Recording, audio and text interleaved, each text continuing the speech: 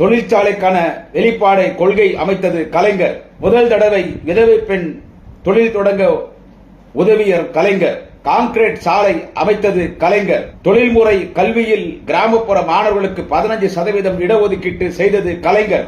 ஐயன் திருவள்ளூருக்கு சிலை வைத்தது கலைஞர். தமிழுக்கு செம்மொழி அங்கீகாரம் பெற்று தந்தது கலைஞர். எனவேதான் இன்று ஜூன் 3ஆம் தேதி தலைவர் கலைஞர் பிறந்த நாளை செம்மொழி நாளாக நாம் இந்த வருடம் முதல் கொண்டாட போகிறோம். செம்மொழி மாநாடு நடத்தியது கலைஞர். சத்துணவிலே கொண்டைக்கடலை வாழைப்பழம் சேர்த்தது கலைஞர். பால் விலை, பேருந்து கட்டணம், மின்சார கட்டணம் உயர்த்தி மக்களை துன்புறுத்தாதவர் கலைஞர். விவசாய கடன் அறவே தள்ளுபடி செய்து விவசாய மக்களை காத்தவர் கலைஞர். 5 ஆண்டுகளில் பட்டினி சாவு இல்லாமல் மாநிலம் தமிழகம் என்று 2006, 2011 உருவாக்கிய தலைவர் கலைஞர். நியாய விலை கடைகளிலே மல்லிகை பொருட்கள், வாசனை சாமான்கள், சோம்பு, சீரகம், மிளகு, பட்டை, கிராம், வெந்தயம், பிரெஞ்சு இலை முறை கொண்டு அனைத்து தட்டுப்பாடு இல்லாமல் கிடைக்க செய்தவர் கலைஞர். விலைவாசி அதனால்தான் கட்டுக்குள் இருந்தது அன்று.